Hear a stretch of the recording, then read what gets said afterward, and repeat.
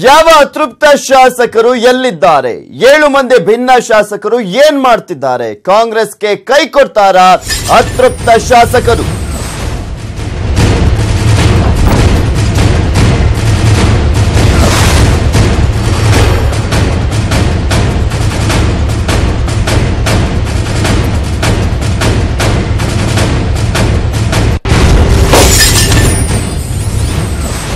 ಯಾವ ಅತೃಪ್ತ ಶಾಸಕರು ಎಲ್ಲಿದ್ದಾರೆ ಅನ್ನುವ ಪ್ರಶ್ನೆಗೆ ಉತ್ತರ ಕೊಡ್ತೀವಿ. 7 ಮಂದಿ ಭಿನ್ನ ಶಾಸಕರು ಏನ್ ಮಾಡ್ತಾ ಇದ್ದಾರೆ?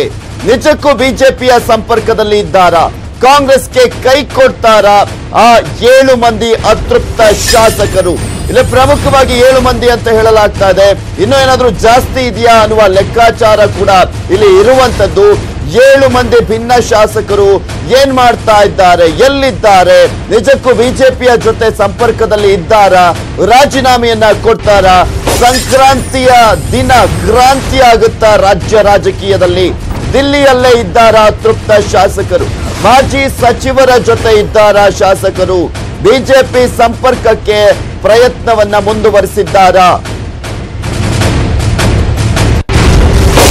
ಇದೆಲ್ಲದರ ಬಗ್ಗೆ ಸಂಪೂರ್ಣವಾದಂತಹ ಮಾಹಿತಿಯನ್ನ ನೀಡ್ತಾರೆ ನಮ್ಮ ಪ್ರತಿನಿಧಿ ಶ್ರೀನಿವಾಸ್ ಅಳಕಟ್ಟಿ. ನೇರ ಸಂಪರ್ಕದಲ್ಲಿ ನಮ್ಮ ಜೊತೆ ಜಾಯ್ನ್ ಆಗ್ತಾ ಇದ್ದಾರೆ. ಸರ್ ಶ್ರೀನಿವಾಸ್, ಇಲ್ಲಿ ಪ್ರಮುಖವಾಗಿ ಅತೃಪ್ತ ಶಾಸಕರ ನಡೆ ಸಾಕಷ್ಟು ಕುತೂಹಲವನ್ನ ಕೇಳಿಸಿದೆ.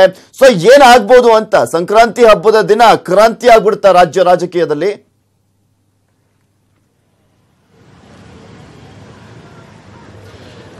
ಪೃಥ್ವಿರಾಜ್, ಇತ್ತೀಚಿನ ಬೆಳವಣಿಗೆನ ನೋಡಿದ್ರೆ ಎಲ್ಲೋ ಒಂದ್ ಕಡೆ ಸಂಕ್ರಾಂತಿಯ ಸಂದರ್ಭದಲ್ಲಿ ಒಂದು ರಾಜ್ಯ ರಾಜಕೀಯದಲ್ಲಿ ಒಂದು ಕ್ರಾಂತಿ ಆಗುತ್ತೆ ಅಂತಕ್ಕಂಥ ಮಾತುಗಳು ಕೂಡ ಕೇಳಿ ಬರ್ತಾ ಇದೆ. ಅದಕ್ಕೆ ಸಂಬಂಧಪಟ್ಟಿರ್ತಕ್ಕಂಥ ಕೆಲವೊಂದಿಷ್ಟು ಕಾಂಗ್ರೆಸ್ ಶಾಸಕರ ವರ್ತನೆ ಕೂಡ ಅದೇ ರೀತಿಯಲ್ಲಿ ಇದೆ ಅಂತ ಹೇಳ್ಬೋದು. ಪ್ರಮುಖವಾಗಿ ಗೋಕಾಕ್ ಶಾಸಕ ಆಗಿರ್ಬೋದು ಮತ್ತು ಮಹೇಶ್ ಕುಮಟಳ್ಳಿ ಆಗಿರ್ಬೋದು, BC ಪಾಟೀಲ್, ನಾಗೇಂದ್ರ ಮತ್ತು ಆನಂದ್ ಸಿಂಗ್, ಉಮೇಶ್ ಜಾಧವ್ ಮತ್ತು ಗಣೇಶ್ ಹುಕ್ಕೇರಿ ಏನು ಕೆಲವೊಂದು ಜನ ಶಾಸಕರು ಬಿಜೆಪಿ ಮುಖಂಡರ ಸಂಪರ್ಕದಲ್ಲಿದ್ದಾರೆ ಅಂತಕ್ಕಂಥ ಮಾಹಿತಿ ಇದೆ. ಜೊತೆಗೆ ಕೆಲವೊಂದಿಷ್ಟು ಕಾಂಗ್ರೆಸ್ನ ಶಾಸಕರು ದೆಹಲಿಯಲ್ಲೇ ಬೀಡ್ಬಿಟ್ಟು ಬಿಜೆಪಿ ಮುಖಂಡರ ಜೊತೆಗೆ ಸಂಪರ್ಕದಲ್ಲಿದ್ದಾರೆ ಅಂತಕ್ಕಂಥ ಒಂದು ಮಾಹಿತಿ ಕೂಡ ಲಭ್ಯವಾಗಿದೆ. ಅಂದ್ರೆ ಸಂಕ್ರಾಂತಿಯ ಒಳಗನೆ ಒಂದು ಈ ಮೈತ್ರಿ ಸರ್ಕಾರವನ್ನ ಪತನಗೊಳಿಸಿ ಒಂದು ಬಿಜೆಪಿ ನೇತೃತ್ವ ಸರ್ಕಾರವನ್ನ ಅಸ್ತಿತ್ವಕ್ಕೆ ತರಲೇಬೇಕು ಅಂತಕ್ಕಂಥ ಒಂದು ಪಣವನ್ನ ಬಿಜೆಪಿ ಮುಖಂಡರು ತೊಟ್ಟಿದ್ದಾರೆ. ಆದ್ರೆ ಮೇಲ್ನೋಟಕ್ಕೆ ಬಿಜೆಪಿ ಮುಖಂಡರು ಹೇಳ್ತಾ ಇರೋದು, ಯಾವುದೇ ಒಬ್ಬ ಕಾಂಗ್ರೆಸ್ ಶಾಸಕರು ಕೂಡ ನಮ್ಮ ಸಂಪರ್ಕದಲ್ಲಿ ಇಲ್ಲ, ಯಾರು ಕೂಡ ದೆಹಲಿಯಲ್ಲಿ ಬಂದಿಲ್ಲ, ದೆಹಲಿಗೆ ಬಂದಿರೋ ಅಂತ ಒಂದು ಪಟ್ಟಿಯನ್ನ ಕೊಡಿ ಅಂತಕ್ಕಂಥ ಒಂದು ಮಾತನ್ನ BS ಯಡಿಯೂರಪ್ಪನವರು ಹೇಳಿದ್ದಾರೆ.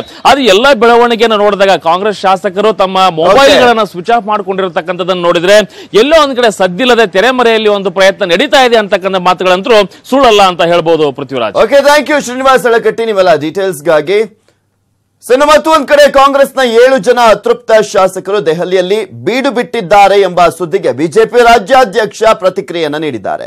ಯಾವ ಅತೃಪ್ತ ಶಾಸಕರ ಜೊತೆ ನಮ್ಗೆ ಸಂಪರ್ಕ ಇಲ್ಲ, ಹಾಗೇನಾದ್ರೂ ಯಾರಾದ್ರೂ ಬಂದಿದ್ರೆ ಹೆಸರು ಹೇಳಿ, ಹೋಗಿ ಭೇಟಿ ಆಗ್ತೀನಿ ಅಂತ BSY ಹೇಳಿಕೆಯನ್ನ ನೀಡಿದ್ದಾರೆ.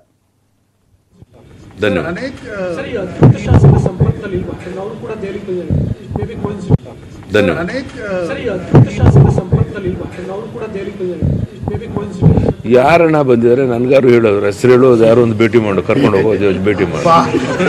ಅಲ್ಲ ರೀ, ನನಗೆ ಗೊತ್ತಿರೋ ಪ್ರಕಾರ ಯಾವುದೇ ಅತೃಪ್ತ ಶಾಸಕರು ಡೆಲ್ಲಿಲಿದ್ದಾರೆ ಅನ್ನುವಂಥ ಸುಳಿವು ಇದುವರೆಗೆ ಮಾಧ್ಯಮದವರು ಕೊಟ್ಟಿಲ್ಲ.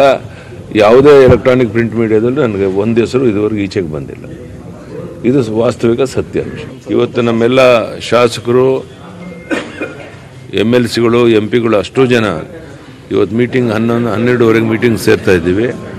ಅಲ್ಲಿ ಮುಂದಿನ ಲೋಕಸಭಾ ಚುನಾವಣೆ ಮತ್ತು ಅಲ್ಲಿ ಗೆಲುವಿಗಾಗಿ ನಾವೇನೇನು ಮಾಡ್ಬೋದು, ಸಂಭವನೀಯ ಅಭ್ಯರ್ಥಿಗಳು ಯಾರಾಗ್ಬೋದು, ವಾಸ್ತವಿಕ ಸ್ಥಿತಿಗತಿಗಳೇನು, ಇದನ್ನು ಚರ್ಚೆ ಮಾಡೋರಿದ್ದೇವೆ. ಇವತ್ತು ನಮ್ಗೆ ಅದ್ಯಾವುದು ನಮಗೆ ಕಲ್ಪನೆ ಇಲ್ಲಣ್ಣ. ನಮ್ಮ ಪಕ್ಷದ ಬೆಳವಣಿಗೆ ಚುನಾವಣೆ ಹತ್ರ ಬಂತು. ನಿನ್ನೆ ಪ್ರಧಾನಿಯವರು ಎಲ್ಲ ಸ್ಪಷ್ಟವಾಗಿ ನಾವು ಯಾವ ರೀತಿ ಕೆಲಸ ಮಾಡಬೇಕು ಅಂತ ನಿನ್ನೆ ಸಾಯಂಕಾಲದವರು ಮೀಟಿಂಗ್ಗಳು ನಡೀತು. ಆ ಮೀಟಿಂಗ್ಗಳಿಗೆ MLAಗಳು ಕರೆದಿರಲಿಲ್ಲ. ಆ ಮೀಟಿಂಗಲ್ಲಿ ಏನೇನು ನಡೀತು ಅದೆಲ್ಲವನ್ನು MLAಗಳ ಜೊತೆ ಸಮಾಲೋಚನೆ ಮಾಡಿ ಇವತ್ತು ಸಾಯಂಕಾಲ ಅಥವಾ ನಾಳೆ ವಾಪಸ್ ಹೊರಡ್ತಾ ಇದ್ದಾರೆ.